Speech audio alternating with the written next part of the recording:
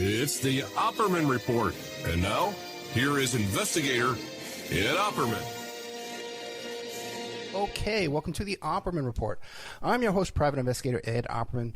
You can find me at Opperman Investigations and Digital Forensic Consulting. If you just contact me through my email address, oppermaninvestigations@gmail.com. Don't forget our Patreon. I've been putting up stuff in Patreon exclusive to just Patreon.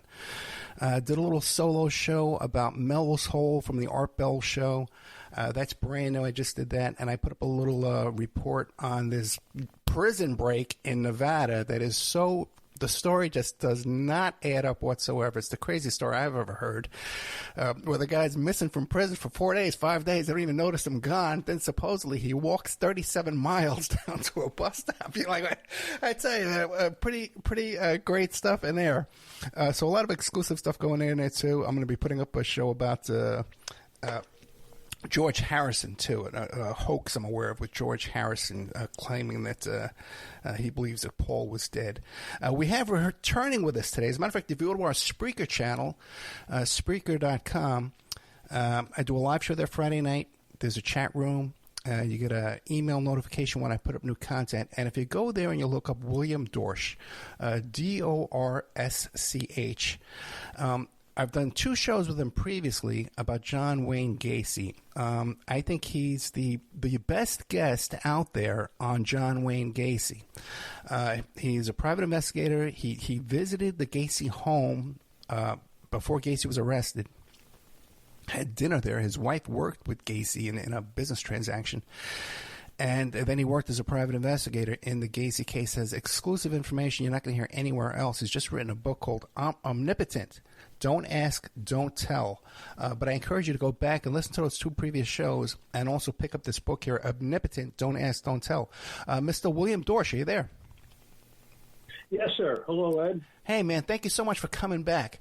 Before we get into the new book, Omnipotent, Don't Ask, Don't Tell the audience about yourself. Remind them who William Dorsch is. Well, I'm a long-time retired from the Chicago Police Department. I came out of the police department in 1970, and I retired as a homicide detective in 1994. And thought I was going to live a life of quiet, and got bored very quickly and became a licensed private investigator, working both in Wisconsin and Illinois, mostly on homicide cases. Now, we've had John previously talking about John Wayne Gacy, but this new book, Omnipotent, Don't Ask, Don't Tell, it doesn't cover just John Wayne Gacy, right? Why don't you give us a brief overview on what we're going to find in this book about John Wayne Gacy, and then we'll talk about the rest of the book. Well, okay. I broke the book down into 4 different sections, okay? The first one I titled Kill the Messenger.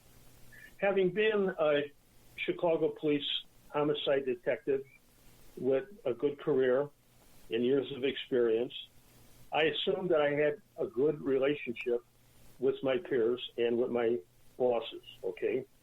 As a police officer, you acquire information more than a normal citizen because you work within the justice system. And I, like you mentioned, I had contact with Gacy, having dinner at his house, but one time. I only met him there one time at that house, the home that later was going to be the scene of so many recovered victims buried under his house.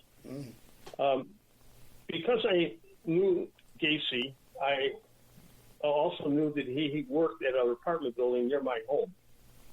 And one evening, this is years before his arrest, I'm coming home from work about 3 in the morning, and I saw him with the shovel walking out from between 2 parked cars. And when I stopped and asked him what he was doing there, because I knew he didn't live there but worked there, he sort of laughed and said, "Well, Bill, not enough hours in the day. You have to get it done when you can." So, suspecting nothing, I went home and thought nothing more of it until 1978 when he gets arrested and is accused after police recovered over 20 bodies buried under his house and more on his property. And, well, you know, you do the right thing. You do what you hope citizens would do. You turn the information over that I had which is only suspicion about the property, to the police. And you expect, especially because you were one of them, that you worked homicide cases, that they would take your information seriously and that they would go and interview people and the owner of the apartment building where I had encountered him that night with the shovel, only to find out that many years later they never did anything. And when I say they never did anything, I gave the information to the Cook County Sheriff's Department because they were in charge of the investigation after Desplaines made the arrest. Okay, so they had the ongoing case, and like any citizen, you think of a man who killed 33 bodies, that no stone is going to be left unturned. You expect that law enforcement is going to conduct an honest and thorough investigation. That's the least they can do for the families of these missing kids, or some identified and still not identified even today. But I learned later that that wasn't done. Okay, you can call it malfeasance, which would be criminal, or you could call it inattention to duty. But as an experienced detective, I saw that they didn't follow any of the steps. What they did, Ed, was they actually ended their investigation with the arrest of Gacy. That should have been the beginning of the investigation. Let me ask you a question, Bill Dorsch, because normally, people make a report to the police and they think, oh boy, they're going to go work on this thing for me, I made a police report. But, the cop who takes a report, he doesn't want to, he wants the day to be over, you know what I mean? He doesn't want to go out and look for new work. But on a case like this, people go out of their way to attach their name to a case like Gacy. They'll make an appearance when they're not even needed to get on a TV camera or, attach their name to some report or something. They can use it later on in their career. Why do you think they didn't follow up on your information? Well, I'll take you through many years now. This Gacy's arrested December 21st, 78. And I retired in 94. He was executed in, 1994, just a few months before I retired. And all that time, and even into my retirement, all I ever had and all I could ever pass on to law enforcement was a suspicion about John Gacy, now a known murderer, encountering him with a shovel on this evening and pointing out the location. That's all I had was suspicion. Mm. You needed something more. But when I engaged with the Better Government Association on another homicide case, I informed them about my suspicion of Gacy at this location. And we decided to try some new technology, which is ground-penetrating radar. And once we acquired that information and under the expertise of the man who ran the scan, it was believed that there were anomalies that, as he put it in his letter, should have sent a trained detective running to a hardware store for a shovel. Mm. Now, they didn't do any investigation work, okay? What the Cook County Sheriff's did was basically, once a body was identified, they contacted the family and said, we identified your child, come and get him. And they did nothing else. And as a detective, once the focus is identifying the body, and then the important thing to do is to try to find out who saw that person last and put pieces together. But they weren't interested in any of that. They did none of that. Okay? So with the results of the scan and taking it to the police department, first I took it to the Chicago Police Department because the location that I was talking about was in Chicago. And don't forget, Chicago, most of the victims, they were not found buried. None of the victims were found buried in Chicago. They were found within a little area called Norwood Park Township that was surrounded by the city of Chicago.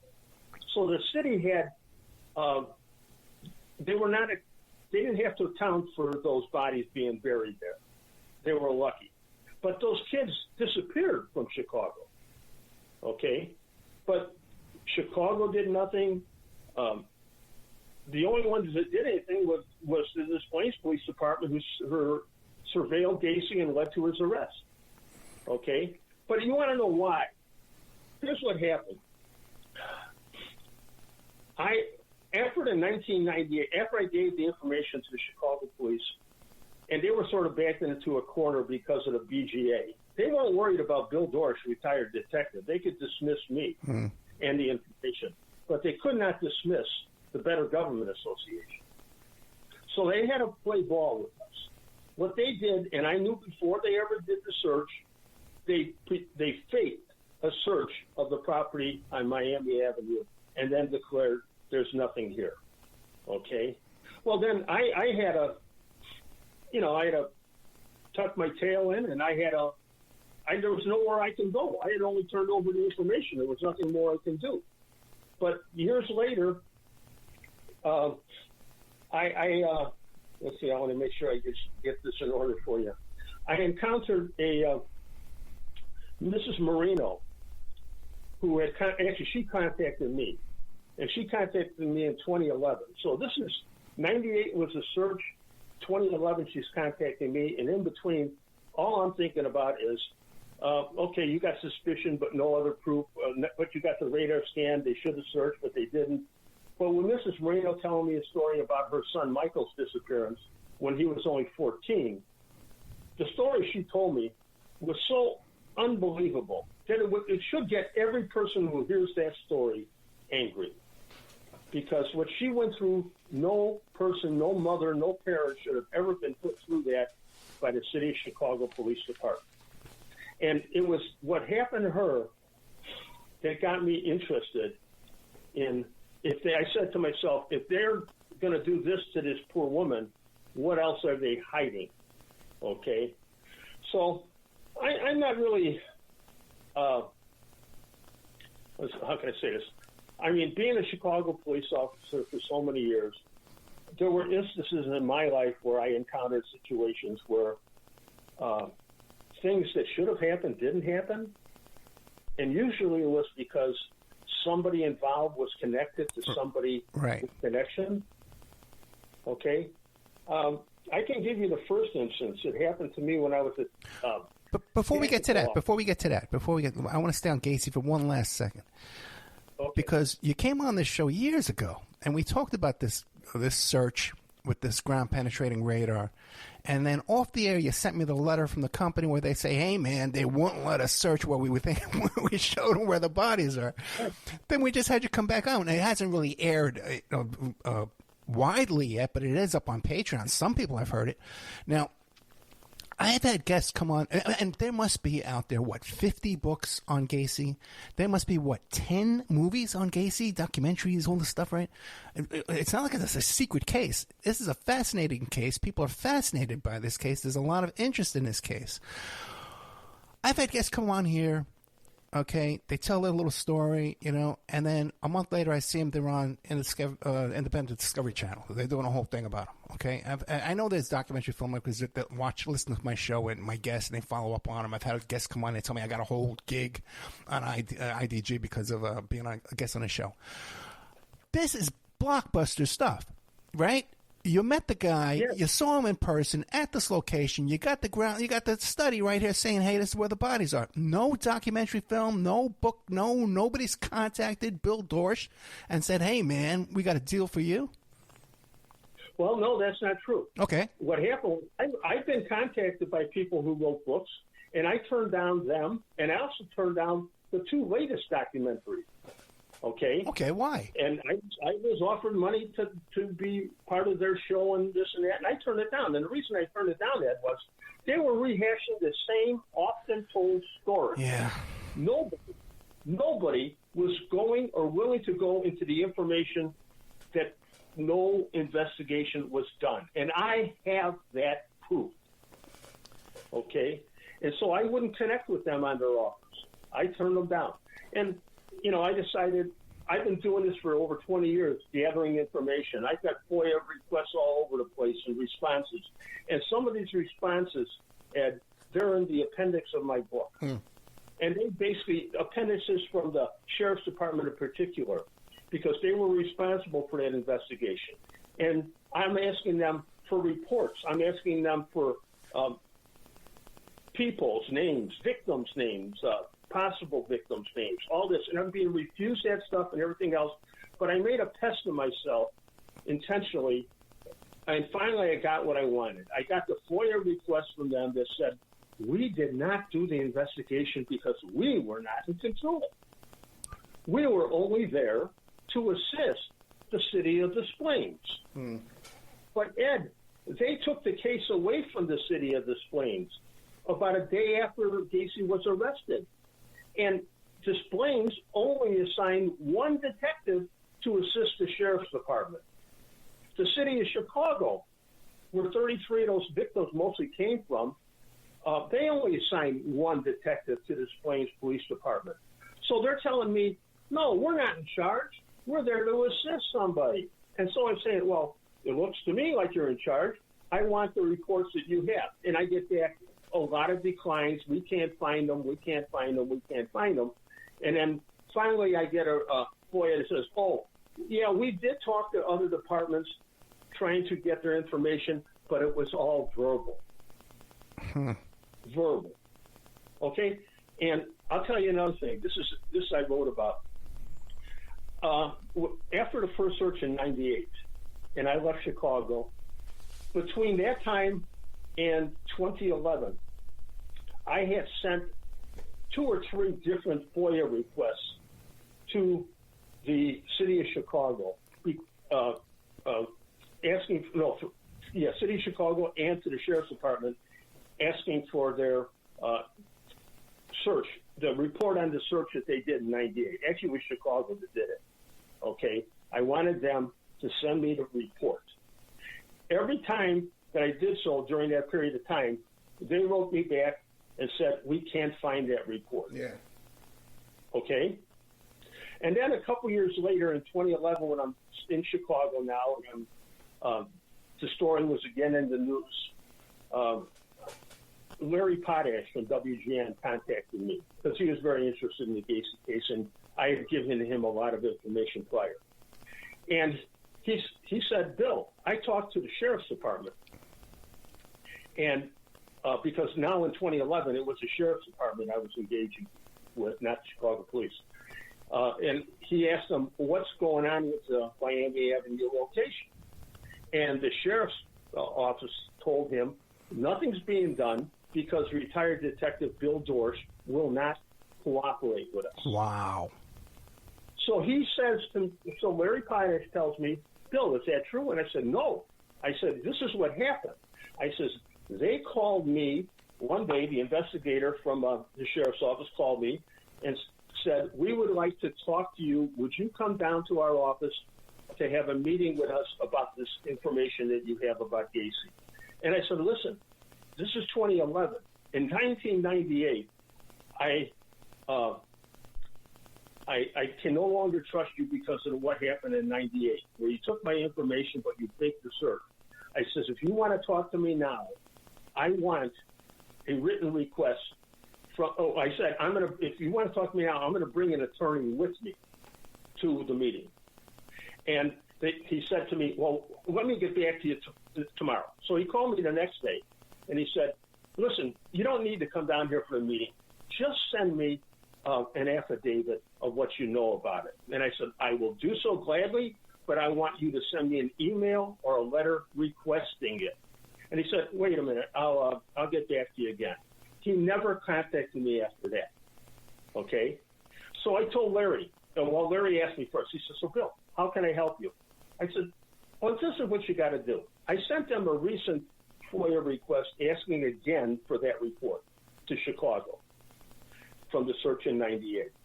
I want you from WGN to send them the FOIA and tell them that if you don't get the report, that you're going to do a story about it on the news. And he said, okay, I'll do that. About 3 or 4 days later, I get a phone call from an officer of the Chicago Police Department telling me that we found the report. It was accidentally misfiled, and a clerk found it, and now we want you to have it, so we're sending it to you. I also contacted Larry. Larry said, yeah, I called him and told him like you said, and we have the report also. What nobody knew, what I never told Larry Potash, I had the report all along. How'd you get it? I had the report within 2 months of the search in '98. I got it from a sergeant friend of mine who was working in Area 5 at the time. But I didn't want to tell them because I want to see how they would handle my request. And so many of my requests were handled similarly. They can't find the report, mostly. So, I mean, that's that's how that goes.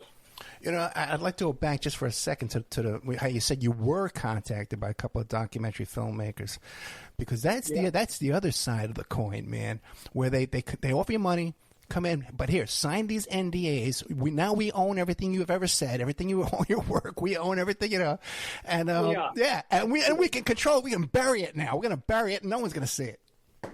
But that wasn't. We never got into discussion that far. Yeah. Okay. I think it was the Clown and the Candyman was the last one. I mean, I had the executive from I think it was ABC or CBS. I can't even remember, calling me, upping the offer every time they called. Yeah. But I didn't want the money. I wanted the story out there, and I wasn't going to fall into the trap of, see, once you engage with them, then they have total control. Right. The final product. Right. And I said, I want to tell what I know that's never been told before. I have. And that's the only way to do it, write the book. I have guests who I'm dying to book on this show. They got great stories, historical figures, and I keep contacting them every year and a half, 6 months. Ed, I can't. I got a big project in the works that's right off on the horizon. I can't talk about anything, then they're gone. They die, because it gets buried over there. But you can find all this information in William Dorsch's book, Omnipotent, Don't Ask, Don't Tell. Also, he's a frequent guest on the, or like a co-host with Bob Motta on Defense Diaries on YouTube.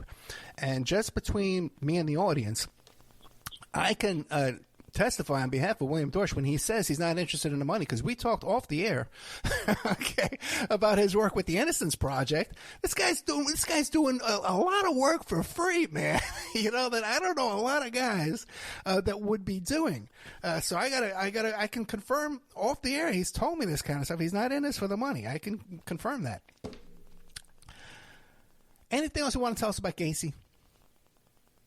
Well, let me tell you what's this about the search and the digs. Okay. So your listeners know, the Better Government Association and I took our information with IFPC, where my old boss, Jim Froome, who encouraged me to do the search. We took our radar information to the police, and that was in 1998. Then the police became involved, acting on our information. Like I said, the Better Government Association, they had to be compliant. They had to show that they were there, that they were willing to search, but they still controlled it, okay? And they did their first, as they say, they did their first dig inside a tent with no other witnesses except a few people. And all that information about that search is there in the book. And then years later, in March 20th of 2013, there was another dig, the second dig at the property. And that one was done with no announcement. It was done in secret. It was the Cook County Sheriff's Department and the FBI, Chicago Police Department, and the State's Attorney's Office. They were all there.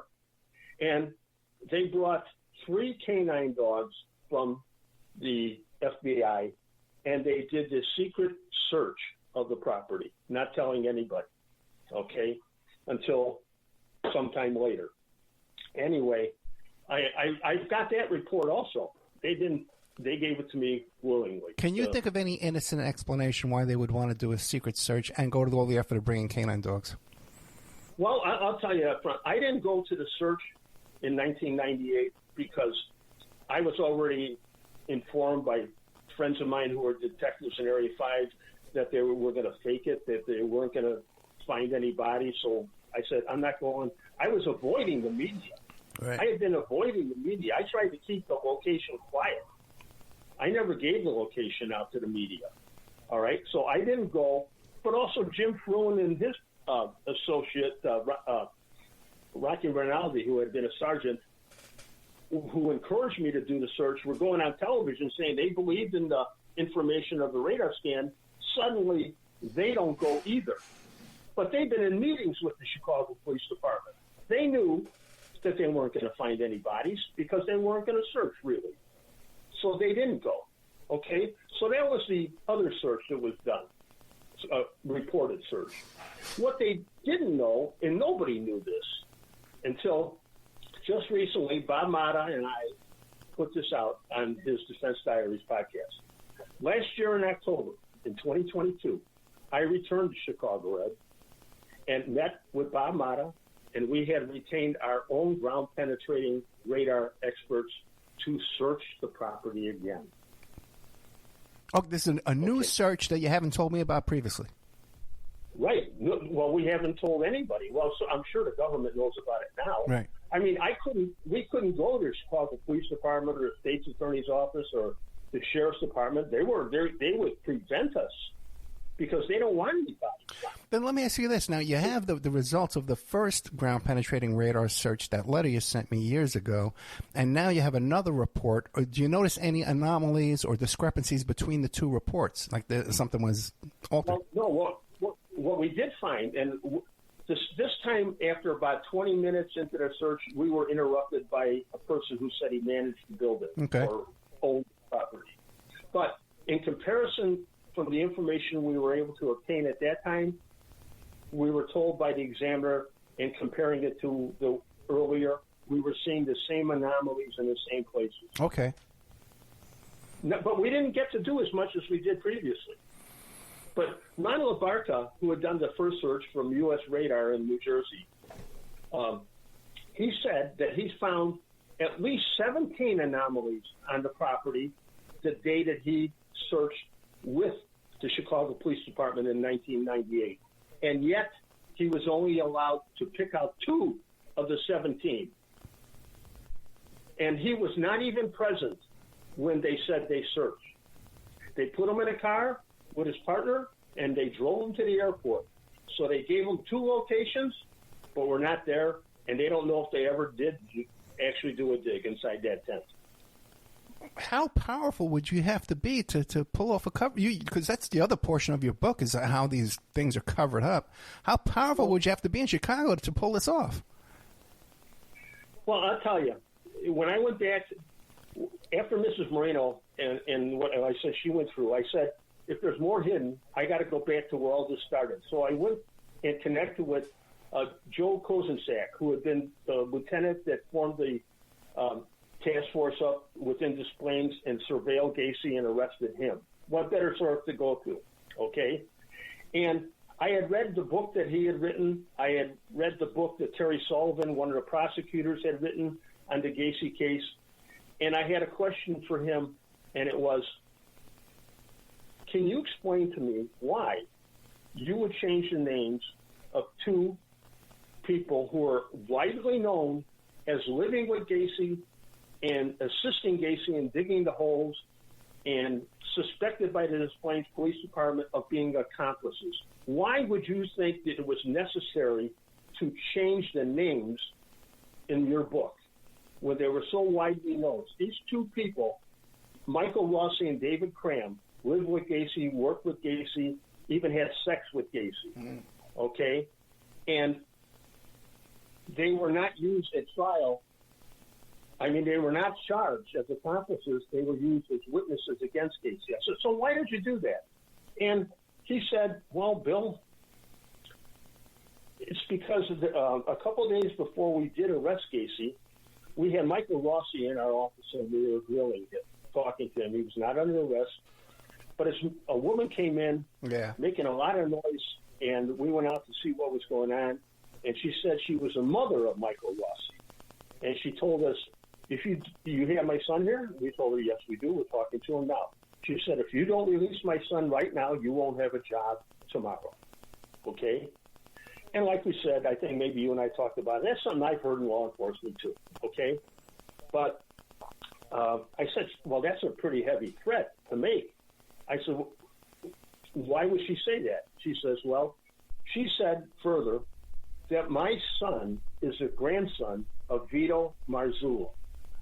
And if you were a Chicagoan at that time, you would know that Vito Marzullo was a Chicago alderman, recognized as probably the second most powerful politician in the city of Chicago. And if Michael Rossi was his grandson, he certainly had a lot of clout. Okay. So you said this was told to you by Sullivan, the DA, or the Sullivan? Well, this was Joe Kozenczak first. Okay. Told me that.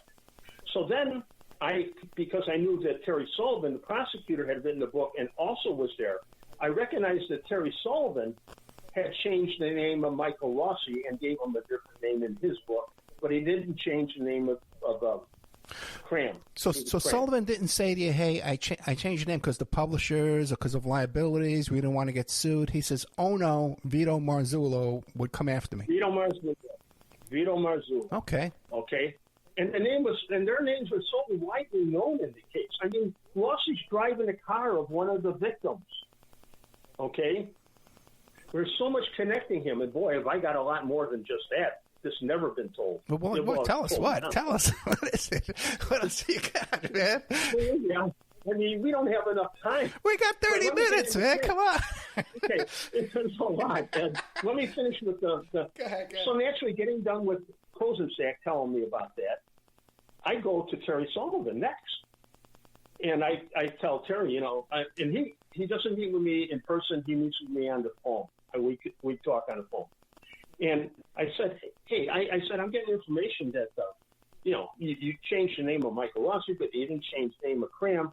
It's kind of suspicious. Why would you do that? He says, nothing really. I said, well, wait a minute. I'm getting information that Michael Rossi's connected to some politician, some important politician in the city of Chicago. And Terry Sullivan says to me, well, his mother might have worked for someone or knew someone, but it wasn't somebody of importance in the city.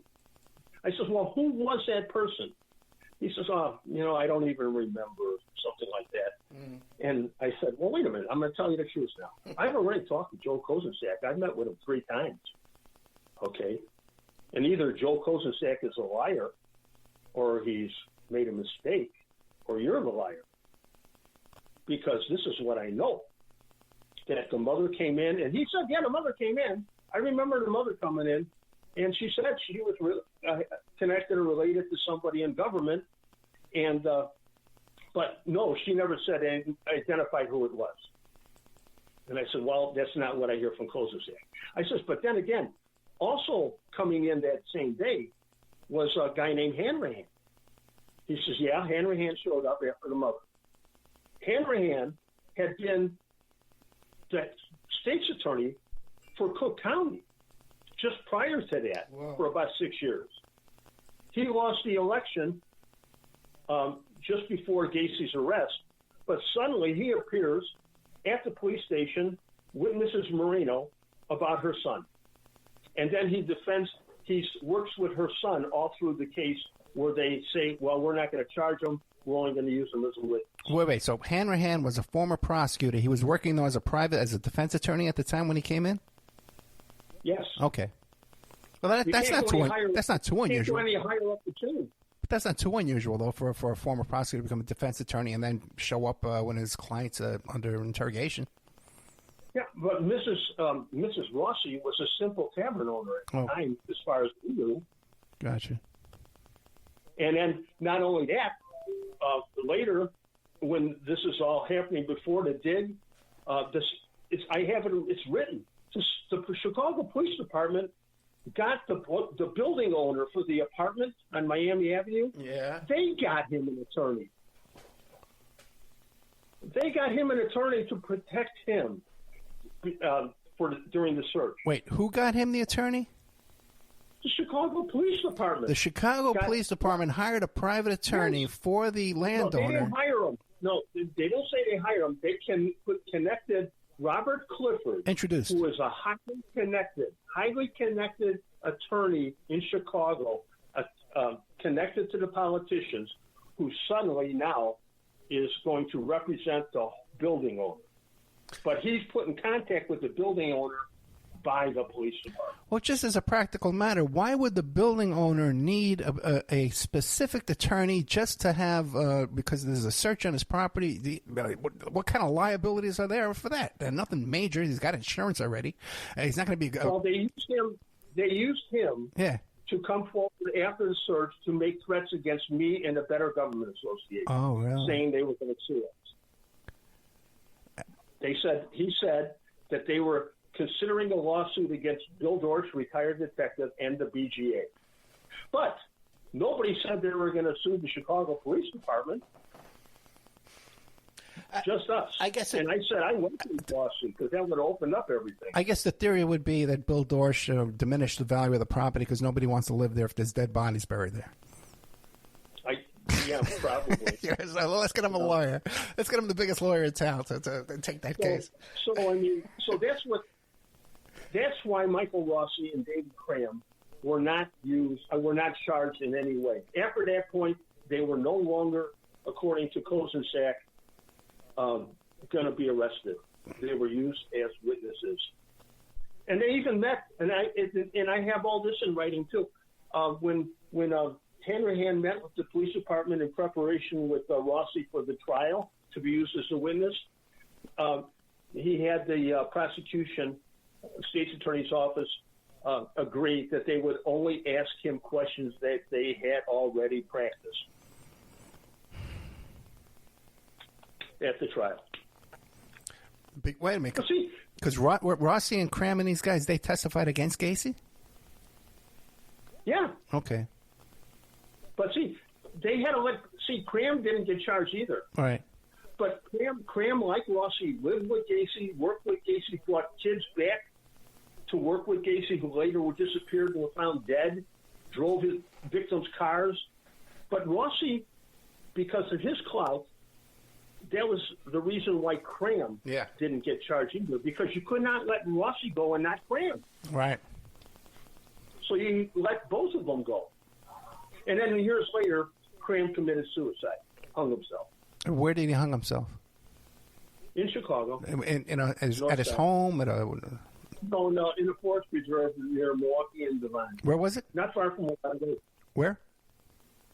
Not far from where I live, not far from the home on Miami Avenue. So Cram hung himself in his own home? No, in the forest preserve. In the forest preserve? Yeah. So he went out into the woods and hung himself? Yes. Okay. Did you talk? And that was, I think, in 2012. Did you? Right after, again, we had renewed the investigation. Did you talk to the investigators who responded to that crime scene and took those reports? No. Are you suspicious about that? The guy hung himself in the woods? No.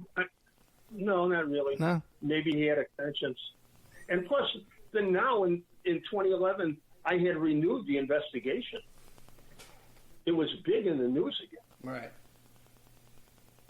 I mean, it was already in the Huffington Post had run a big article about it because a young man, boy, I want to give him credit, and I can't think of his name right now. He came to me. He was in college, and he wanted to know about the Gacy story, and he came to me because of my name being prevalent. And I met with him about 4 or 5 times for more than 20 hours and gave him all the information only leading up to the year 2011, okay? And that information, that article, that story that he wrote wound up as being the impetus that it went into the Huffington Post, and then suddenly everybody was interested in the Gacy case again. What is the biggest misconception you want people to know about Gacy? And people think that they know about Gacy that they got wrong.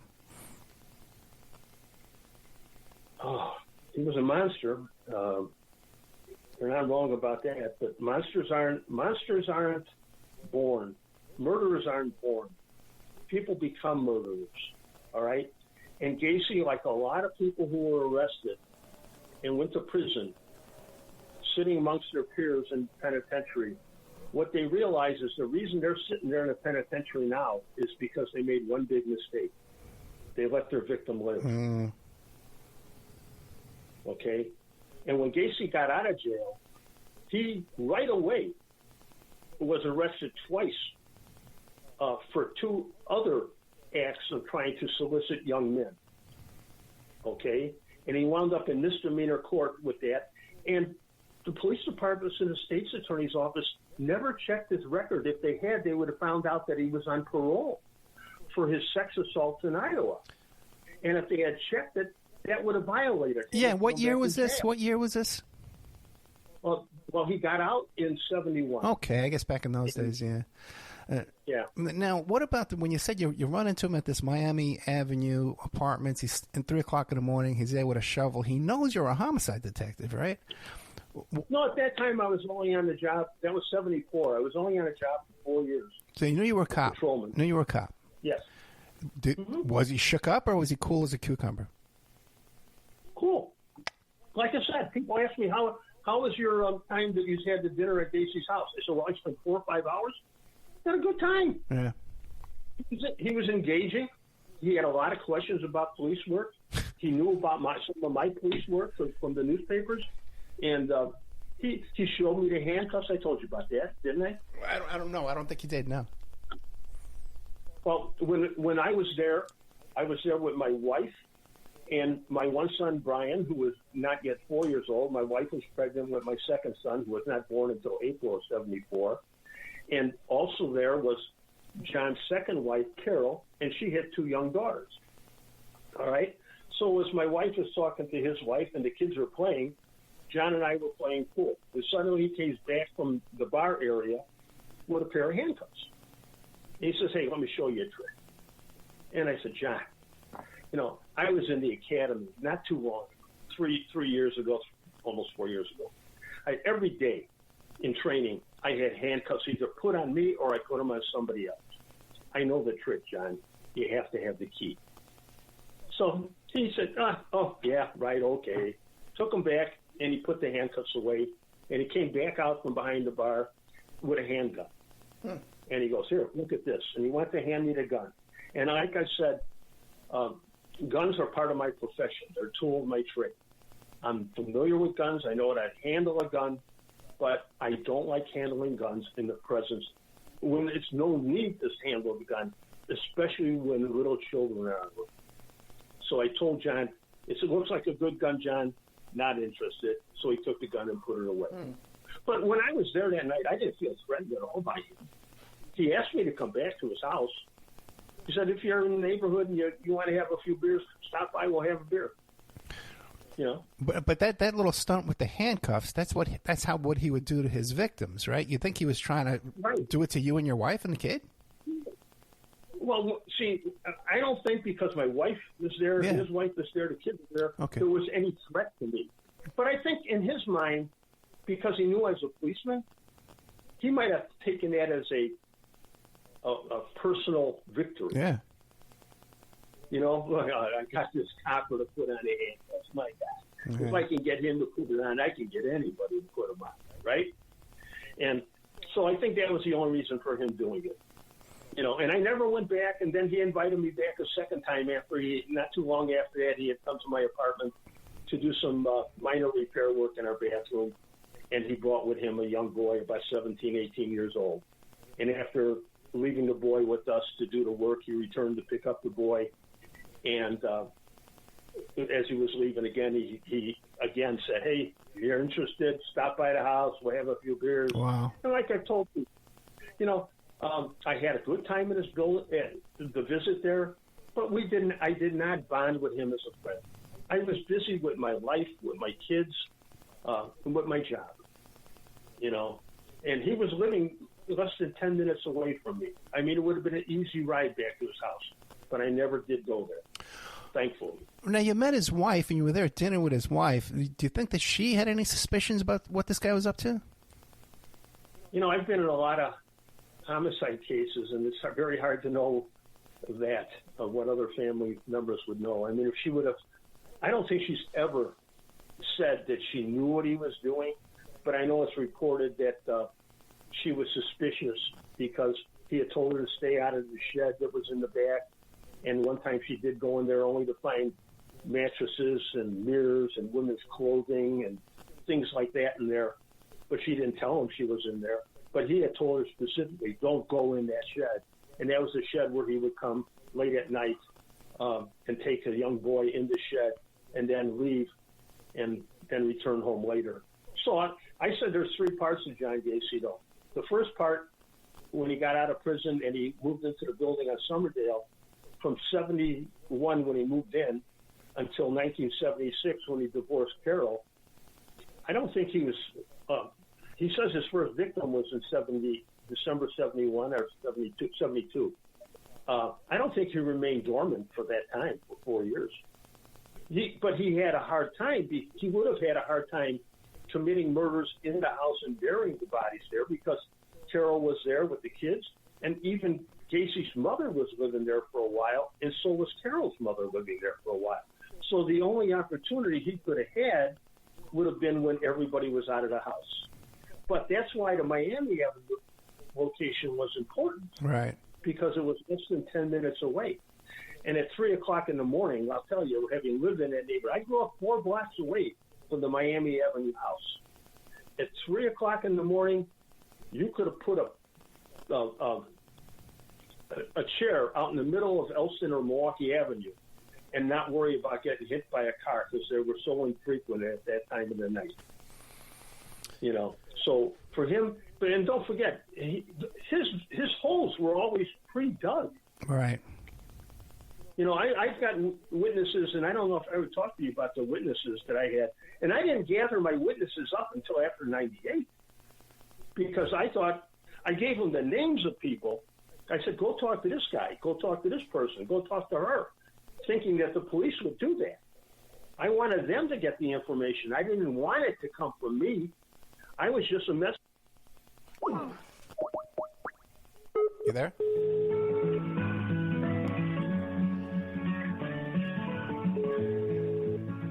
Yeah, sorry. It did the same thing as last time. It made me pay $10. I guess these shows that cost me $10 a piece. But we got about 5 minutes left. We're talking to William Dorsch. We had a little technical difficulty there. The book is called Omnipotent, Don't Ask, Don't Tell. William Dorsch. You're not going to hear this unless you go to this other podcast. It's Bob Matta, Defense Diaries on YouTube. Because I haven't heard stuff like this on Gacy my whole life. So we're hearing really top exclusive stuff. In 5 minutes, what do you want to leave us with? Well, I could tell you that there's witnesses who were had knowledge of the works that Gacy did at the Miami Avenue location, and their names became known because I gave them to the Chicago Police Department, and they never went out to interview them, so I went out and interviewed them myself. And also, I had another few people come out and do actual recordings of the information. Now, those witness statements you took, are they in the book? Yes. Oh, Omnipotent. Check out the book. Omnipotent, Don't Ask, Don't Tell. I got to get a copy of this myself, man. So you have other witnesses. And what did these witnesses have to say? Well, I was trying to say that John Ignapo, when he was a youth, would go there to play with other boys that lived there. And they would play on the front yard because that grass, it was not very large, but it was the biggest front lawn in the neighborhood. And they would play football on the front lawn. And he tells a story that they would go over there, and they also played war games as children over there. And he says that they played war games, and they would jump in these open trenches and pretend to shoot at each other. And I asked him, how big were these holes that you were jumping into? And he said, well, they were big enough for 2 or 3 of us little kids to get into. And then he says, I didn't know until years later that when I went to funerals, that what I was actually looking at in the front yard were holes that were not dug for planting, but like graves. Yeah, what other reason would he be having to dig these big, giant holes? And leave them open. I mean, if you're going to do landscaping, and that wasn't what John Gacy usually did. He did construction work and remodeling work. He was not known as a landscaper. But he hired a boy named Michael Nelson across the street from the Miami apartments. And Michael Nelson worked for Gacy. Gacy paid him for cutting the grass and shoveling the snow and taking the garbage out. And in the book, you'll see Michael Nelson talks about the holes, too. He says the holes were pre-dug, and he remembers it vividly because when he'd be cutting the grass, he'd have to go around the holes with a lawnmower. And every day when he went to school, he cut across the front lawn, and the holes were there, and they were open for days. Then he talks about the yard, the parking area in the back of the building.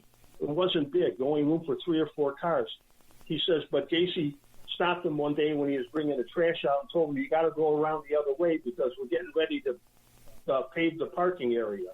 And then he took the garbage and he noticed there's a young Hispanic kid in a hole that's about up to his chest. Wow.